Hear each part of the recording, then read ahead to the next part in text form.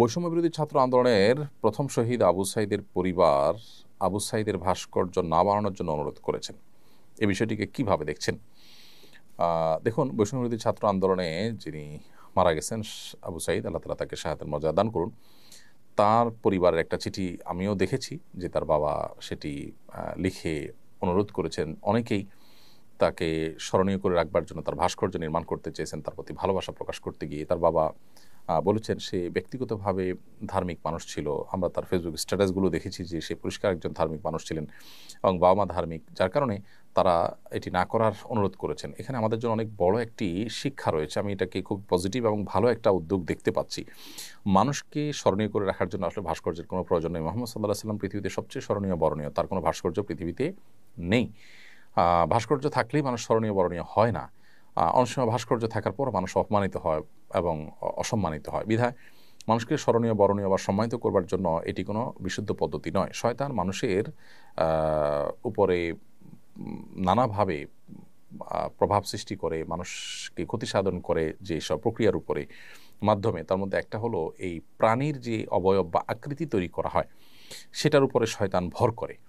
এটা শয়তানের বাহন অনেকটা বলতে পারি। এটা নিয়ে অনেক গবেষণা আছে, অনেক আলাপ আছে। সংক্ষিপ্ত ভাষণের এই প্রশ্নোত্তরের সেশনে আমরা বিস্তারিত বলতে পারবো না। শুধু এটুকু বলছি যে এ সমস্ত প্রাণী, কোনো প্রকার প্রাণী, মানুষ হোক অন্য কোনো প্রাণী হোক, তার অবয়বকে ভাস্কর্য আকারে নির্মাণ করা, পুতুল ইত্যাদি তৈরি করা এবং সেগুলো প্রদর্শন করা, এটা শরীয়তে হারাম করা হয়েছে। যারা এগুলো নির্মাণ করবে তাদের ঠিকানা জাহান্নাম বলা হয়েছে। আমরা হয়তো বলতে পারি সমস্যাটা কি? দেখতে তো সুন্দর, এটা তো ভালো লাগছে আমাদের কাছে। দেখুন, আমাদের বর্তমান যুগে যে টেকনোলজি আছে, আজ থেকে ১০০ বছর আগে পৃথিবীতে যারা এসেছেন তারা এই টেকনোলজি সম্পর্কে জানেন না। আমাদের এই টেকনোলজির বিষয় যদি তাদেরকে বলা হতো, তাদের কাছে হাস্যকর মনে হতো যে কীভাবে সম্ভব? এক জায়গায় টিপ দিবেন, আর জায়গায় লাইট জ্বলবে, ফ্যান চলবে। কীভাবে সম্ভব যে ভয়েস কমান্ড দিবেন আর একটা কাজ হয়ে যাবে? আমাদের কাছে এরকম হাস্যকর, তাদের কাছে এরকম হাস্যকর মনে হবে যারা এই টেকনোলজি সম্পর্কে জানতেন না। ঠিক একইভাবে আল্লাহ রাব্বুল আলামিন মহান সৃষ্টিকর্তা।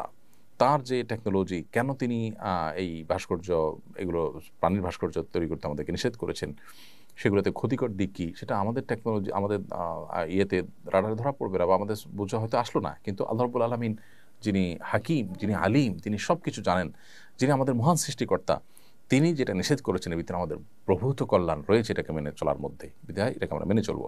আবু সাঈদের বাবা, আমি বলি, একটা সুন্দর দৃষ্টান্ত স্থাপন করেছেন। তার সন্তানের প্রতি যে ভালোবাসা দেশের মানুষের রয়েছে, অন্তরে যে স্থান তিনি করেছেন, আমার মনে হয় এটা তার পরিবারের জন্য যথেষ্ট। সে সাথে এখান থেকে আরেকটা বিষয় আমরা জানলাম যে এই বৈষম্যবিরোধী ছাত্র আন্দোলনে এদেশের ধার্মিক মানুষদের অংশগ্রহণই ছিল সবচেয়ে বেশি।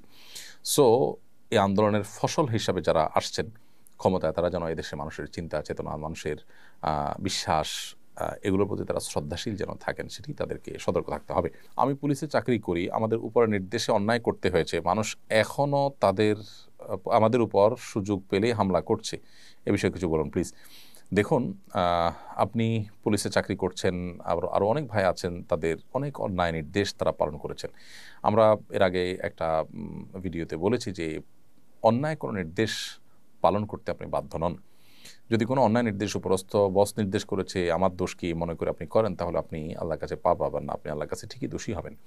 তবে আমি সাধারণ মানুষ, সর্বস্তরের মানুষদেরকে বলতে চাই যে যা হয়ে গেছে সেটার জন্য আমরা আইন নিজের হাতে তুলে না নিই। নির্দিষ্ট যদি কারোর বিরুদ্ধে অভিযোগ থাকে, তাকে আমরা মার্ক করে রাখি, বিচারের আওতায় আনার চেষ্টা করি, তার শাস্তি নিশ্চিত করার চেষ্টা করি। কিন্তু নিজেরা আমরা যদি শাস্তি দিতে চাই, তাহলে দেশে অরাজকতা তৈরি হবে।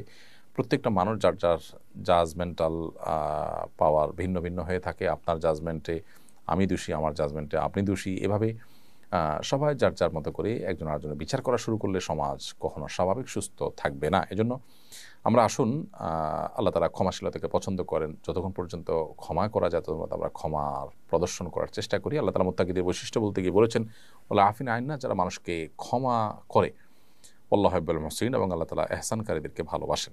চলমান বৈষম্য বিরোধী আন্দোলনে যে সমস্ত তরুণরা সফলতা অর্জন করেছেন, তাদের অনেককে সোশ্যাল মিডিয়াতে বলতে দেখা যায় যে তরুণরা নাকি কিছুই করতে পারবে না, তরুণরা করে দেখিয়েছে, ইত্যাদি ইত্যাদি। এ জাতীয় কথা কি অহংকারের মধ্যে পড়ে? দেখুন, সোশ্যাল মিডিয়াতে অনেক তরুণই আছেন যারা সদ্য সমাপ্ত যে আন্দোলন বৈষম্যবিরোধী আন্দোলন, সেটিতে তাদের যে সাফল্য সেটার কারণে তারা এমন এমন কথা বলে যেটা আসলে একজন মুসলমানের জন্য মানানসই নয়। আমরা করে দেখিয়েছি, তরুণরা দেখিয়ে ছেড়েছে, হান করেছে, তান করেছে ইত্যাদি।